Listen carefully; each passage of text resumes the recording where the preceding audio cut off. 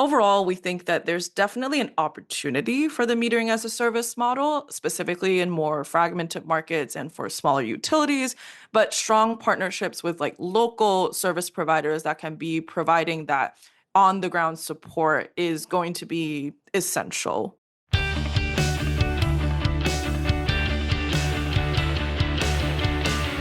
I am Reese Tisdall, and this is The Future of Water, in which we talk about all the ways which companies, utilities, and people addressing the challenges and opportunities in water. This is episode 119. That's a big 119. And as always, usually I have a good feeling it's going to be a great one. That's because today I'm joined by Bluefield analyst and colleague Christine Au. Christine has recently led a deep dive into one of the most pivotal and fastest evolving segments in the water sector, and that is metering. Her new report that she worked with others on, Global Water Metering Outlook, Evolving Technology Trends, Business Models, Competitive Landscape, and Leading Companies. She's put this together, and it offers what we think is a comprehensive view of where this segment of the water market is heading, and we unpack some big shifts, hopefully on this podcast, quite honestly, and that's part of the conversation. That is the transition from what are traditional billing tools to smart digital infrastructure. The metering systems have become an ecosystem unto themselves in which a number of companies and players are sort of piggybacking on this segment. How emerging platforms, analytics, and AI are reshaping vendor strategies. And then lastly, we're going to talk a little bit about the rise of quote unquote as a service models. And so how these models or approaches to product delivery are redefining how utilities are approaching their operations, but also vendors themselves, because they're the ones pitching these services. So good conversation with Christine about that, I hope. And then why you should care. Well, really, because water meters they're no longer just endpoints. They're becoming what we think is a digital backbone of utility networks. They are the key interface between the utility and the customer, whether it be domestic or residential, commercial or industrial. So in what we see as a $6.8 billion global market where utilities face aging infrastructure, labor shortages, rising customer expectations, smart metering really does offer a path to greater efficiency, resiliency, and visibility into the network. Super interesting conversation, and I think this is going to be a good one. But before we get to Christine, you're going to have to bear with me just a little bit longer because this has caught my eye this past week. So in Washington, topic du jour, earlier this week, the EPA has rolled back at least part of its PFAS rules, to be clear. It's delaying compliance on PFOA and PFOS until 2031. So that's a 2-year pushback, but eliminating limits for 4 other chemicals that were laid out by the Biden administration. And so this is creating some more regulatory reshuffling, if you will. It's really also what we see as another inflection point for utilities, treatment technology firms, liability exposed industries navigating what seems to be a politically volatile or uncertain landscape, and legally uncertain landscape, to be clear. So why does this matter, at least from mine and Bluefield Research's perspective? Well, delay seems to be equal a little bit more runway for tech providers. The 2-year delay gives utilities time, quite honestly, and opens up market opportunity for treatment vendors. It could be RO, activated carbon companies, ion exchange players, to pilot and sell modular PFAS solutions before full compliance inevitably kicks in. So I think a little bit of time gives people some space to figure out what's happening. Also find the money to pay for it, particularly on these 2 chemicals in particular. Patchwork of regulation is putting strategic pressure on utilities. So while federal limits are seemingly weakened, both in time, but also in a cutback of what's being regulated, legal momentum does continue in state courts and cleanup consent agreements. So particularly for things like Gen X. This is forcing proactive utilities to invest in broader PFAS capture and avoid legal risk and reputational damage. Everybody knows about PFAS now. It's in the news seemingly every day. Forever Chemicals, PFAS, pick your name. But I think end users, that would be residential customers, commercial customers, they're seeing it as well. And so they're asking questions about it. And then lastly, litigation and public scrutiny still remain high risk drivers. So despite the weakened federal enforcement, which is exactly what it is, I know the agency secretary, the EPA secretary or director had said that, well, they could raise the limits, they could lower the limits. The bottom line is they're not going to lower the MCLs. I think they're already fairly stringent. I think that's, if anything, the pushback in the market. It's also hard to monitor these chemicals at such low levels. So the reality of it is, my guess, if I had to make a bet, which I don't bet on anything, and that is I would expect any levels to go north as opposed to south.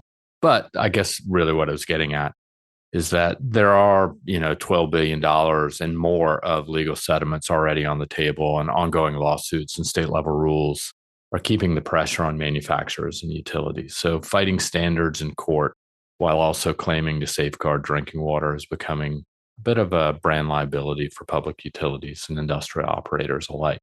It is drinking water. We do all ingest it every day. 8 glasses, 8 cups, whatever that recommendation is. But this isn't a clean break from PFAS regulation. So I think if that's a positive, take it for what it is. But it does put us still, or keep us in a bit of a, I don't know, muddled holding pattern that rewards near-term adaptability while increasing potentially the cost of inaction for later. So, hey, that's the American way. Kick it down the road and we'll figure it out later. And it may just cost more. So that being said, let's get to Christine Au and talk a little bit about global metering. I think this is going to be a great conversation. All right. So I'm joined here by Christine Au. Christine, how goes it? I'm doing good. Boston's really kind of come back alive after winter hibernation. Last week, I was just at Somerville Porch Fest, really exciting. And there's a bunch more of these like local music events happening. So I'm really excited to really get out there, enjoy the sun. It's a little rainy today right now, but lots of good music, lots of local art. Really excited, but very happy to be on the podcast. Thank you for having me. Yeah, no, absolutely. I think, I think in the office yesterday, someone was talking about how nice it was. It's really the only reason to live here, right? Because there are about 6 months, as you said, that are a little tough. But yeah, music festival, Sports Fest in Somerville, I think it's definitely the biggest one I've ever been to and super fun. Last week when we talked about it, there's the other street festival called Honk Fest, or Honk, I think it's just called. And that's in the fall, where it's just street bands that only play horns, and they play on every street corner over the course of the day. So for any listener in Somerville, or it's actually, I guess, technically in Medford for that one, near Tufts University, that's a super fun activity. But all right. Well, to the matter at hand. So the reason I wanted to bring you on is because you just released some analysis on the metering sector, the global metering sector, that is. And I think that the title of the report, Global Water Metering Outlook, Evolving Technology Trends, Business Models, Competitive Landscape, and Leading Companies. And that's all the words I have for it in the title. But mouthful, but let's talk a little bit about it. What's the report about? What does it include? Why do we do it? And then we can sort of dig into some of the details and findings that you uncovered in the analysis. Yeah, for sure. The title's definitely a long one because we cover just so much great content throughout the report. But as most people know, metering really is this core piece of technology used by water utilities. And it's often considered, both within the industry and as well as here at Bluefield, to be really one of the first steps that utilities take in their digital transformation journey. In fact, metering technologies account for about 40% of our digital water forecast. So it's a very significant market that we pay a lot of attention to here at Bluefield. The last time we took a deep dive into the metering market was back in 2023 with our Global Water Metering Landscape report. That's also a title that's a bit of a mouthful, but it's been about 2 years now. So we thought it's the right time to metaphorically kind of open up the meter box again. In this report, we take a deep dive into the $6.8 billion global metering market with a focus on, as the title suggests, evolving technology trends, emerging business models, new players in the market, and we also conducted like a detailed analysis of the company strategies of 20 leading metering manufacturers from all over the world.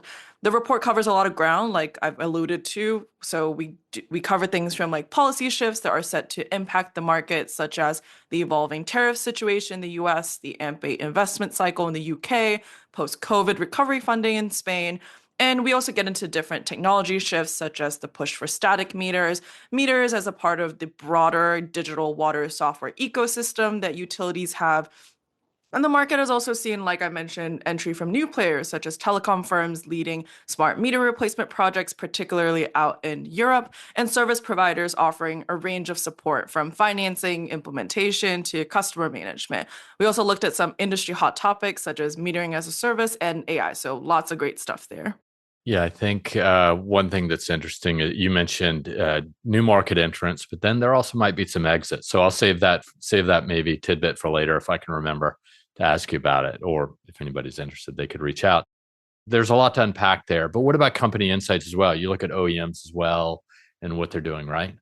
Yeah, so on top of just kind of tracking these trends that we've seen in the market, I mean, there are these, it's a metering is a highly localized market. There are these big names that are familiar to many of us. So the report also does this in-depth analysis of 20 leading metering OEMs from all over the world that ranges from like Badger, Census, Neptune, which are based out here in the US, all the way to some of the leading Chinese players.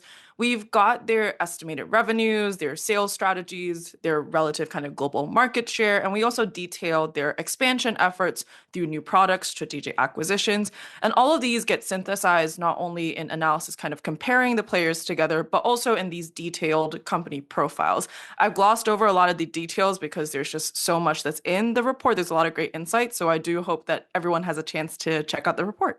Yeah, I think your point is a good one, right? So if we're looking at 40% of the spend is going to metering, that just obviously makes good reason or gives good reason to focus on it.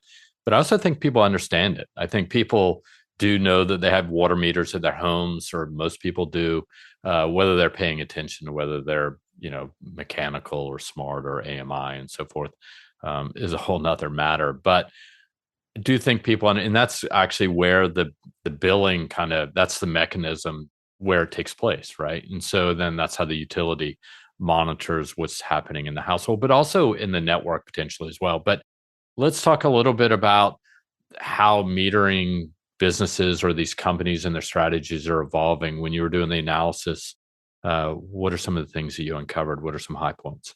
Yeah, for sure. So, kind of to your point, Reese, meters are really, I guess, what we consider to be like a legacy piece of technology. It's something that's been around for a very long time, and meters are also used by other utilities like electric, gas, and everything. So, it's a very mature piece of technology that's been around for a while. But the business model that we've seen for vendors, especially, has kind of gone through a bit of an evolution as the technology has evolved as well.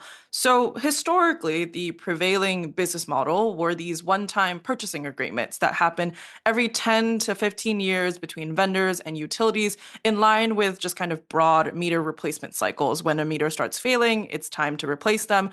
The utility then goes to the vendor and say, we need to make another kind of big purchase of these equipment to install into our network, etc. This was the case for manual read mechanical meters as well as the radio read AMR meters. But what really sparked the shift is when advanced metering infrastructure, or AMI, really came onto the market.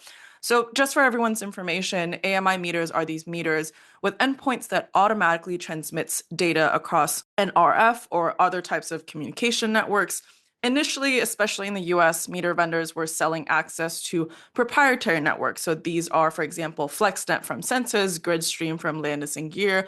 So utilities had to purchase the actual metering devices. So that is the measurement equipment, the endpoint, but also the gateways to build these networks that they then have to maintain into the long term.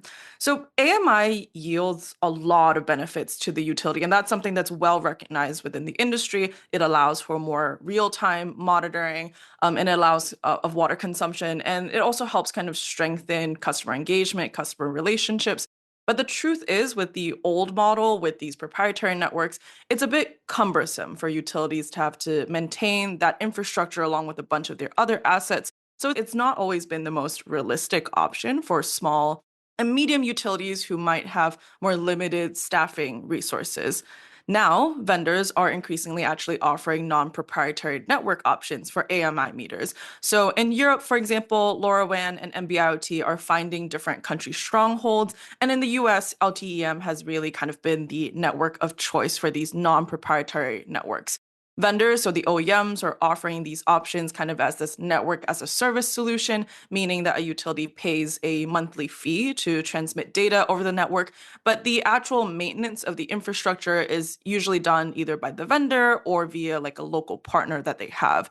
This, along with the subscription model used for vendors when it comes to their meter data management as well as their customer engagement software, is creating this recurring revenue for companies, which is a marked shift from like the old one-time payments that we used to see in the past. So that's pretty interesting. Yeah, no, it's super interesting. And I think as you talk about this and you talk about the number of the companies' names, I mean, we're not talking within the metering companies and the vendors themselves, in legacy terms, they're not a lot of them. It's pretty mature, right? If you're talking about globally, 20 players make up the lion's share of activity. What I think is interesting, and this really gets to my next question, is these meters create a bit of an ecosystem in which other solutions, other companies, sometimes within the water sector, sometimes without, to my coming point, that they can play, right? It is a pivotal piece of hardware, kind of like SCADA systems, right? That would be another equivalent, which I think also takes up a lot of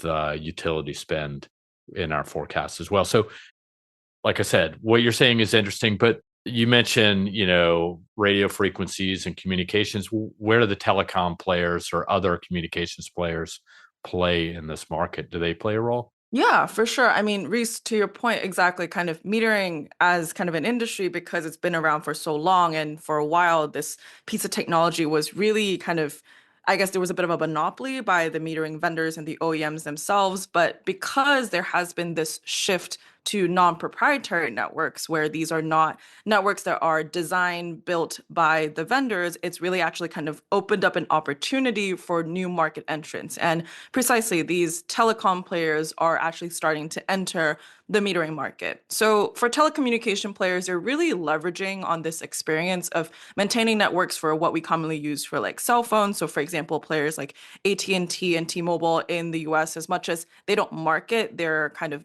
their metering side of the business as much, but they do have the technology out there to support companies who are or vendors who are seeking to tap into like NB-IoT or LTE-M.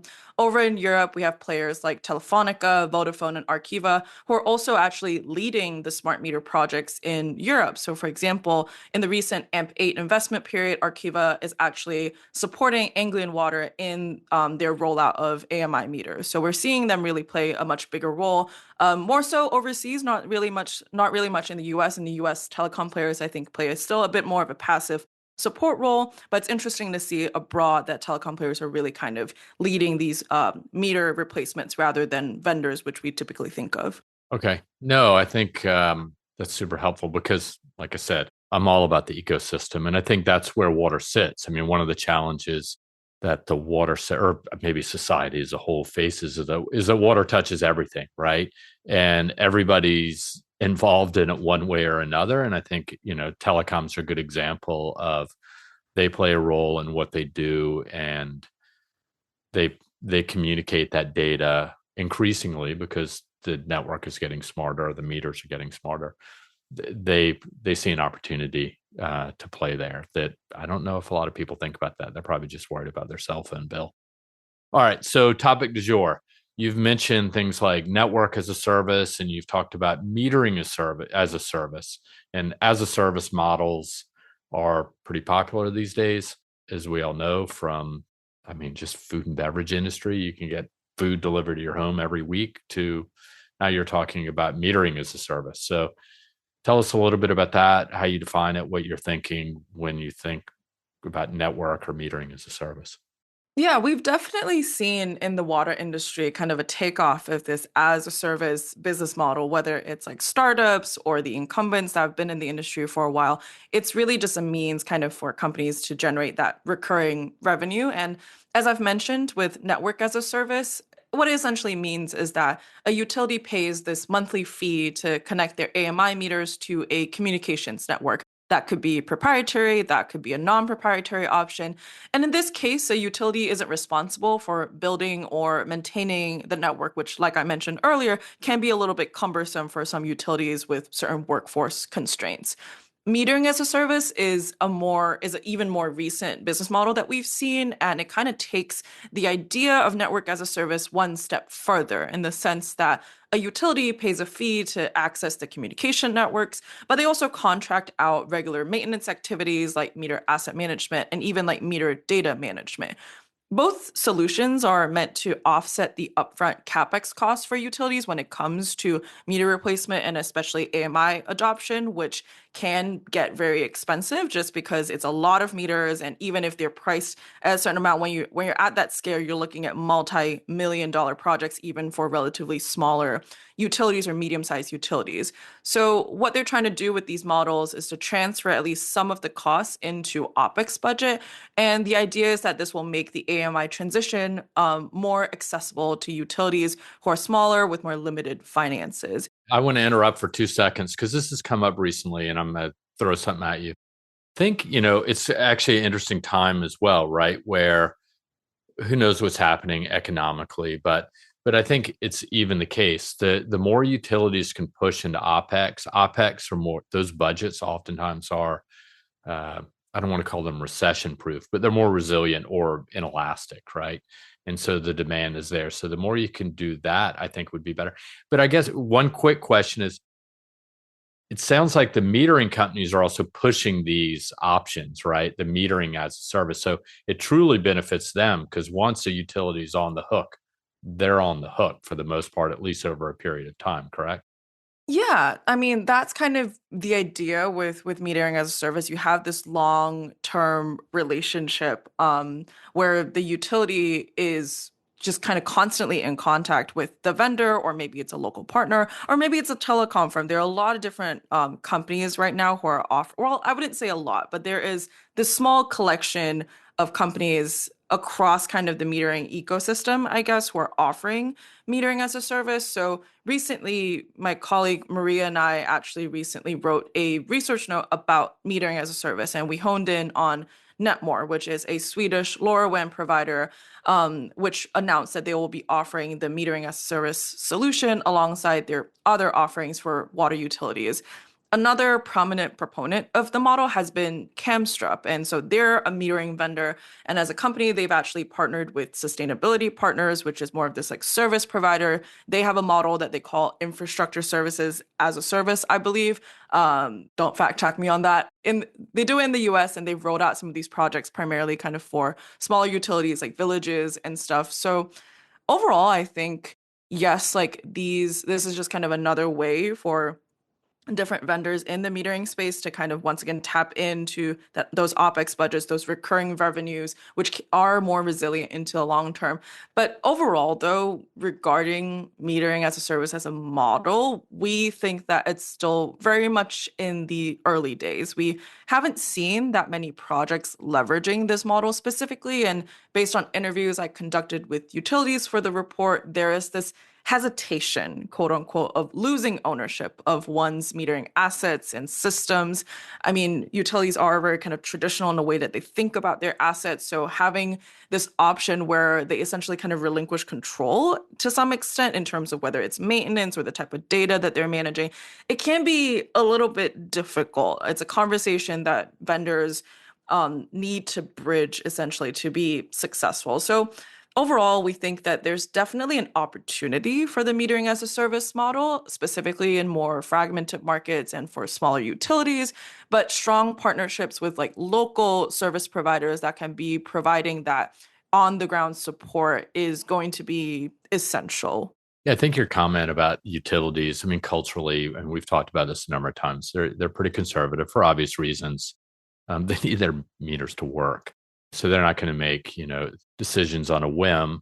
I think that maybe, and they're used to meters, right? I think the bigger concern for them, I suspect, and you could correct me if I'm wrong, is that it's really when the smarter the meters get, it's really the back end, like what happens with the data management, the data collection itself, and how is that being managed?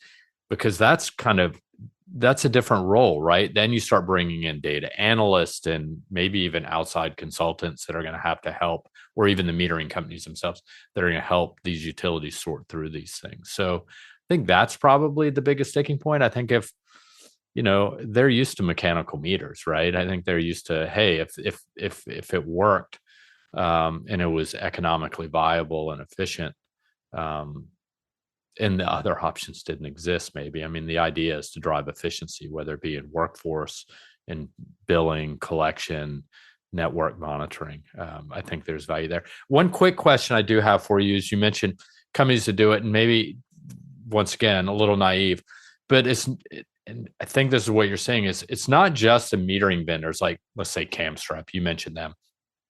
They may be offering this, but there are third party vendors or distributors like a Ferguson or a Core Main offering these solutions as well, or are they just a distributor? We haven't quite seen distributors start doing this model. I mean, we've talked about this in previous podcasts about how distributors are starting to kind of offer more than just selling the product to utilities when it comes to meters. Core & Main and Ferguson both offer some sort of different types of support, whether it's like project management or support when it comes to meter installation.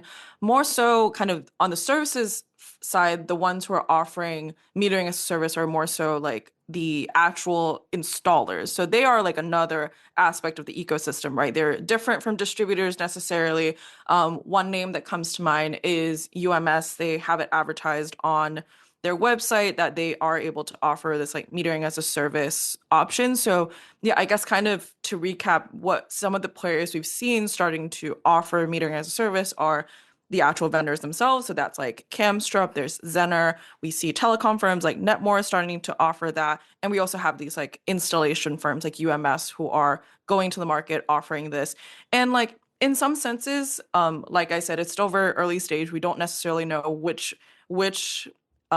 player is going to kind of have the most strategic advantage. But the feedback we've heard, and I think logically what's really important is, since metering as a service has that aspect of maintenance of the actual meter assets, a local presence is going to be very important. Like if we think about it, this model is what most well suited for like probably rural and smaller utilities.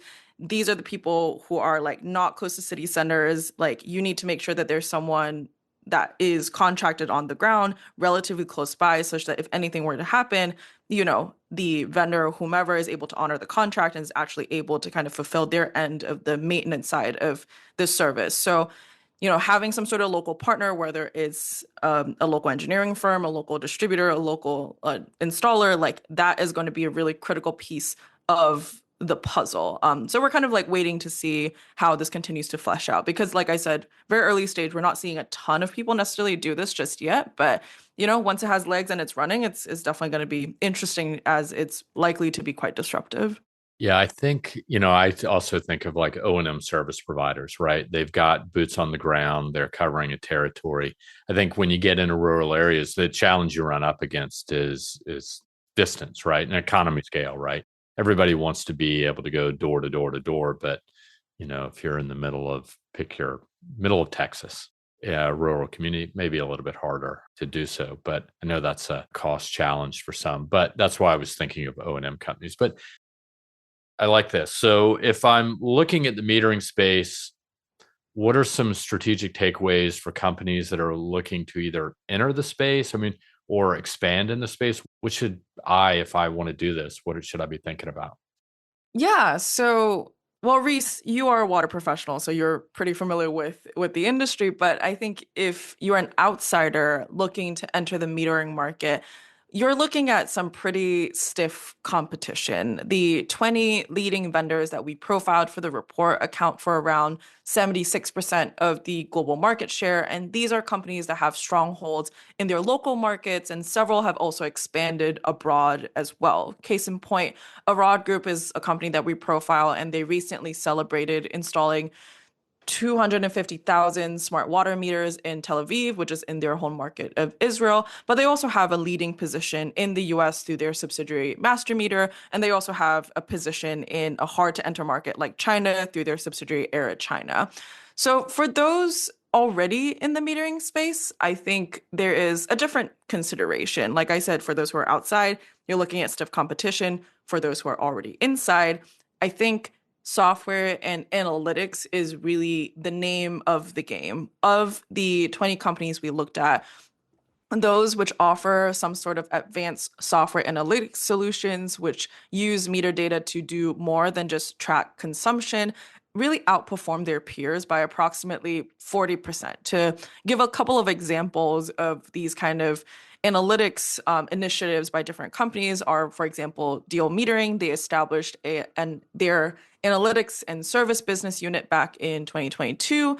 In line with that, they launched their water loss management platform, which leverages DMAs to localize leaks. In 2024, Deal added AI and predictive analytics capabilities through their acquisition of Preventio, which my colleague Mike wrote a great research note about. In 2024, Itron, another company, announced that it would be integrating Gen AI capabilities from OpenAI to its Itron Enterprise Edition MDM system, which will help make data queries a bit easier. And of course, there's Sensis, which is the metering company of Xylem, and it offers a great gateway for utilities to access Xylem's other highly sophisticated solutions like the Xylem View platform. Last thing I kind of want to call out is that metering vendors are really evolving to do more than just metering, and they're expanding into their networks. And it's something that has been described to me as kind of a logical next step in a sense. But what this means is that metering companies are now really competing with the traditional like network monitoring and management players. And Badger Meter is a prime example of this. We've talked about them the last time I was on the podcast when they acquired SmartCover, which it added significant wastewater monitoring solutions to their portfolio. And as I mentioned last time, SmartCover follows a string of other acquisitions that Badger has made over the past couple of years to really expand into the network. So that's like Syrinix, Telog, SCAN, ATI, and this has really built out Badger's capabilities along the utility network. Other vendors like Mueller Water Products, Taggle, and Itron, just to name a few, are also providing solutions for network management on the software side. So this is really coming back full circle, really to how analytics has been this key growth strategy for metering vendors, and that's likely to kind of be a trend that we see persist into the medium and long term. All right. So I have a couple comments. One is I just want to make sure for the listener. So you had mentioned that, Arad Group and their subsidiary in the US Master Meter, they're a leading player. They're not the leading player. They are a leading player, correct? Yes. I just want to make sure because I know there are a couple other companies. We're going to get a phone call in about 45 minutes and say like, whoa, wait a second. No, Master Meter is one of the leading players. It's a pretty like, I mean, it really gets to your point. It's a pretty consolidated market in terms of number of players. It's not highly fragmented. I think the other thing, I think it's starting to escape me now, but that is the software and analytics. I think it's interesting, and this is apropos metering, and it has to do with Roper Technologies that owns Neptune, and I don't know if we'll get into that, but they've put Neptune seemingly on the block, or at least they're exploring a divestment of that. And part of that is Roper Technologies, correct me if I'm wrong, has shifted its focus or put an emphasis, maybe that's a better way to put it, on software and analytics as far as their other services and what else they're doing. So maybe the metering business, and maybe there's potentially selling it at a high point, that's less so. Am I correct in saying that? Yeah, I think when we first heard the news that Neptune might be sold off from their parent company, we were very intrigued. So we took a deeper look into it. And it does definitely seem that Roper is looking to kind of transform itself from being a more hardware focused company to be one that's really tapping into that software and analytics growth that they're seeing kind of across their portfolio. Neptune is a pretty massive subsidiary within their portfolio. They consistently performed pretty well. They have a pretty strong presence here in the US and over in Canada. So, yeah, but the nature of metering is that it is kind of a hardware oriented business. And I think this is something interesting that I recently heard on one of Badger's like earnings calls. They really emphasize that for them, like they are a hardware focused business, but the software is built off of the hardware. So it's really kind of the approach, I guess, that companies are kind of coming at it. The truth is meters are kind of like I said, is this core piece of technology. They collect a lot of data. If anything, it's one of the first pieces of data that utilities often start to get because, it's they need it for their billing, they need it for their revenues, but that data can do so much. We've alluded to this already, it can be used for like leak detection, it can be used for like customer engagement. You can really take that data and like do so much with it. So there's always been an opportunity for analytics, but we're now finally at a point where the software has really reached a certain maturity, that utilities have reached a certain maturity when it comes to wanting to harness that data to do more. So yeah, it's a hardware focused software business, but it's software and analytics is really kind of where players are going to start differentiating, I think. Right. And I think you also mentioned things like Gen AI and things, and obviously that applications for AI and collecting or understanding the data is going to be just going to become more ubiquitous, if that's the correct way to say it. So you've laid out sort of the strategies, but what about on the market side? Sort of what for investors or utilities evaluating meter suppliers? What are some of the things they should look out for? Yeah, I think I want to kind of, I guess, talk about the US market in particular. There are a lot of policy pressures that are coming from like Build America, Buy America, as well as the tariffs. And that's going to have a significant impact on vendors. It's going to have a significant impact on utilities.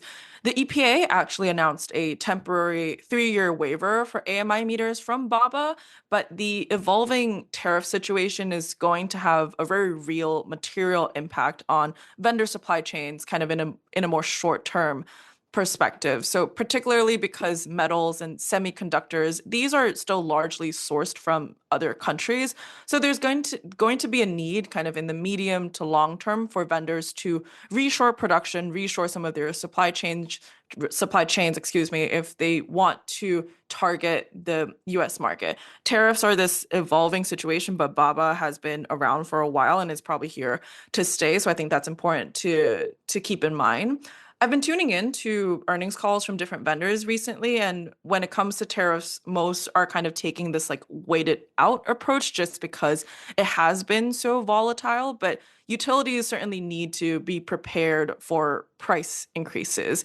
Vendors haven't necessarily seen utilities kind of pull back from meter replacement projects, though, because I mean, like I said earlier, when a meter breaks, it needs to be replaced. Otherwise, that's cutting into a utility's revenue. So I think we're going to still see these meter replacement projects. They're definitely still going to be around. The demand's definitely still going to be there, but utilities need to be prepared for prices to increase. And vendors are going to have to kind of really look at their supply chains, figure out how to make them more resilient against like volatilities and demands from the US market. Um, I think, I guess, moving on to the vendors themselves, a key differentiator is really what companies can offer beyond measuring water consumption. So, metering companies, I've alluded this to already, kind of, they're really becoming these digital water multiplayers with solutions that target pain points beyond water consumption. They're able to offer solutions in network monitoring, leak detection, even predictive asset analytics.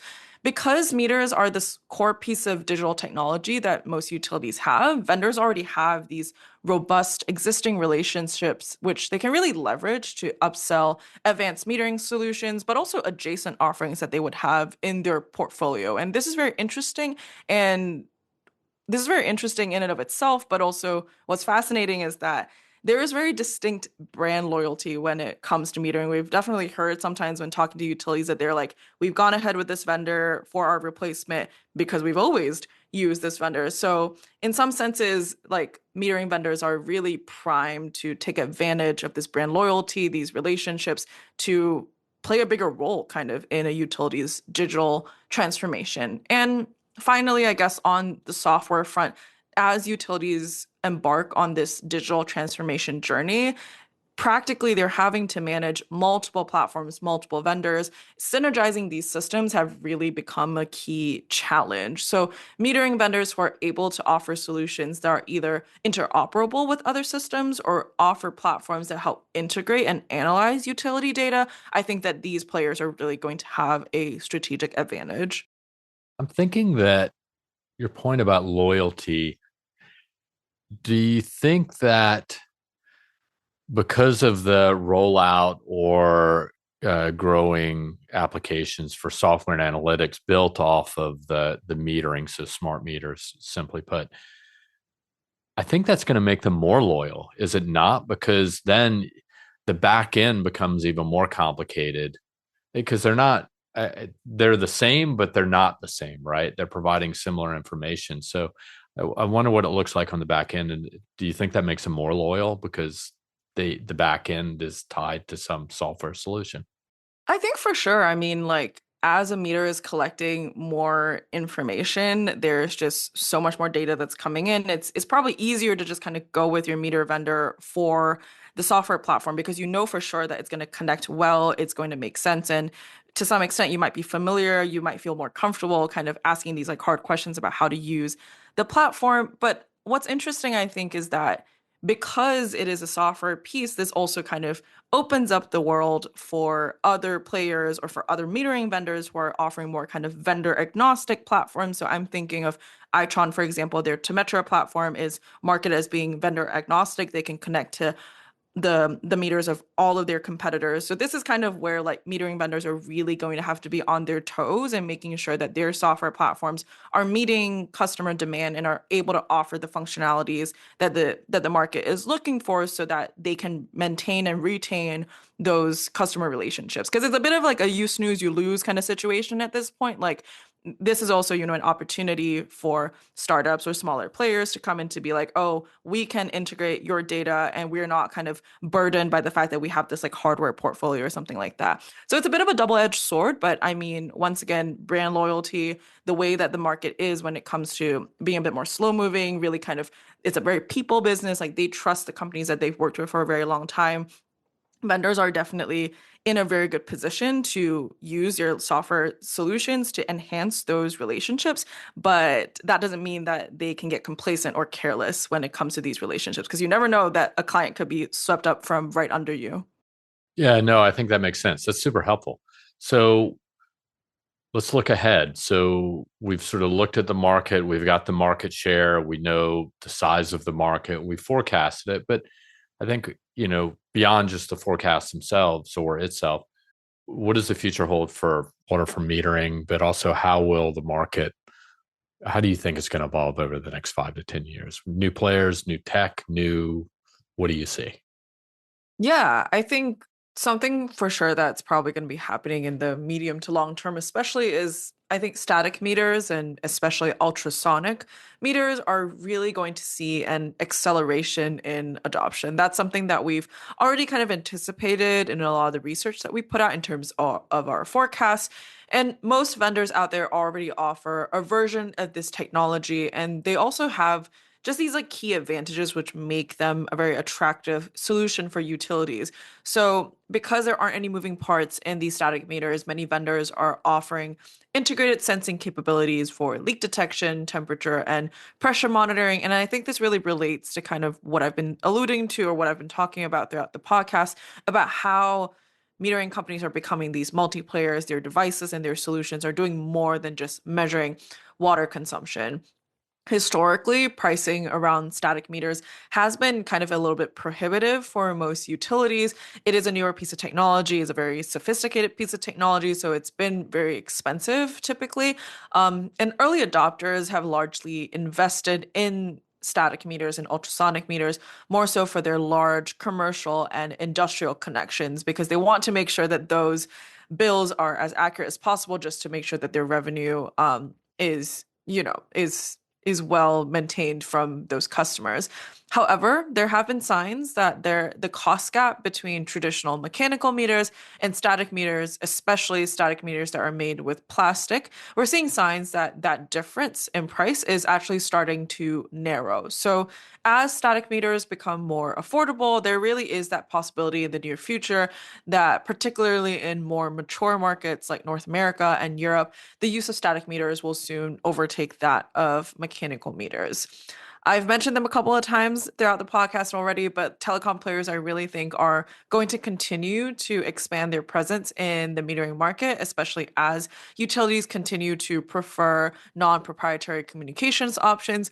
I've mentioned Europe earlier already about what telecom players are doing in terms of those projects, but we're also seeing this in other countries, particularly developing countries like we're seeing case studies of Namibia, South Africa, Brazil, Mexico. Telecom companies are really the partners that utilities are working directly with for smart meter adoption. So that's another point that I want to call out. And the last thing I want to mention, and I think I talk about it a lot, which I guess makes sense given my role here at Bluefield as a digital water analyst, but it's AI. We are seeing a range of AI applications for metering. For example, Sanchuan Wisdom, which is a Chinese metering company that we profile in the report, they actually developed a AI module with China Telecom in 2024 to diagnose faults and optimize power consumption for its metering devices. Australian engineering firm GHD, they've partnered with French field operations automation company Deepomatic to use AI for real-time meter installation audits. So essentially using that tool to kind of view like photos and videos when meters are installed to make sure that they're installed correctly. And I mentioned this earlier as well with like what Itron is doing in terms of leveraging generative AI to make it easier for utility users to really do complex data queries. And as with most things with AI, the sky in some ways really is the limit. Meters are a great use case for it just because of the amount of data that it collects. And with AMI, they're collecting it at a higher frequency. With static meters, they're collecting more data. So I'm really excited to kind of see how AI innovations will continue to come into disrupt and kind of change and evolve the metering space. All right. So let me get this straight. So you got static meters as one, you got telecom players the other, and then obviously AI. And AI is going to probably play a role in all of the above, like you said. So I think those are good ones. I think it's interesting you call that Namibia just for those a little nugget is it's kind of fun. Well, one, hardly anybody lives in Namibia. For anybody who's been there, it's pretty empty. I think least it's probably the least densely populated country in the world after I think Mongolia, but they're also way out there. They adopted direct potable reuse system in Windhoek, I think like 20, maybe 25 or 30 years ago. I can't remember the exact date. So it's interesting that you bring that up. So no, I like this. This is, and I think it matches well with what you already told us early in the conversation about these players and look forward to seeing how it unfolds. But before I let you go, I do want to ask you, what are you working on? It sounds like you got maybe collaborating on a research note with someone on something. Yeah, so I mean, recently Tetra Tech made an acquisition of of an Australian automation company that's also doing some interesting work in terms of AI, advanced data analytics for Australian utilities. So I'm working closely with our colleague Mike Muroff to get that off the ground, hoping that that will be published very soon for everyone. I think we have really interesting insights in there, and it kind of follows really well to the recent report we put out about EPCs and their different strategies. Another thing I'm working on for the digital service specifically is we are looking into the world of asset management. The last report we did for this topic was back in 2018, so it's about time for us to kind of open the box again, similar with this metering report. But this time we're really getting more specific. We're looking at it from the angle of optimization. So having lots of really interesting conversations to really beef up that report. But yeah, lots of things, lots of exciting things happening at Bluefield. It's the summer, or summer's around the corner, so conference season is happening, and so many of my colleagues are going to be on the road, so it's going to be an exciting time. Yeah, no, I think that's great. I think everybody's looking forward to that. If anybody's listening and you're curious about asset management or you want to provide some opinions to, or at least maybe some Perspectives, yeah. perspective, that's a better way to put it, on, that it would help our research and help us help you, definitely let us know. Water experts at bluefieldresearch.com. And just shoot us a note. And Christine, I'm certain will be willing and able to get back to you on that. All right. Well, Christine, thanks a million. Despite for those listeners out there, you won't even notice because of great production from people like Mike Gaylor, but there were some fits and starts in this conversation that we seem to have pulled together. So thanks a million, Christine, for jumping on, and thanks for the patience. Of course, no, happy to be here. All right. Take care. Talk soon. All right. Well, that's it for today's breakdown. If you want more intelligence like this, head over to bluefieldresearch.com. I am Reese Tisdale, and I'll catch you next time as we keep watching the water sector one signal at a time. Thanks for being part of the journey. And what's turning out to still be an interesting 2025. It's still uncertain. There are a lot of questions out there. But before we sign off, give you a couple things. I don't say this enough. I want to thank all the people involved in making this podcast, Future Water, and all the other conversations happen. A lot goes on behind the scenes that you may or may not know. But the people to thank that I'm thanking, they include Mike Gaylor, who I already mentioned, Ryan Sullivan, Kelly Talbot, Steph Aldock. They put up with all my nonsense. So I would be talking to myself if it weren't for them. So if you get a chance and see them or talk to them, thank them as well. If you're in Boston, Barcelona, New York, Chicago, San Francisco, Paris, let us know. We'd enjoy the opportunity for a meeting. It's pretty close for us because that's where Bluefield Research is located. Send us a note at waterexperts@bluefieldresearch.com with any topic ideas you'd like us to discuss, because we're doing this for you. And lastly, tell a friend about it. As I always say, I like friends. You should too. This podcast and these water industry insights have been brought to you by the one and only Bluefield Research. To learn more about us, visit us at, once again, bluefieldresearch.com. Till we talk again, be well, be safe, and take care.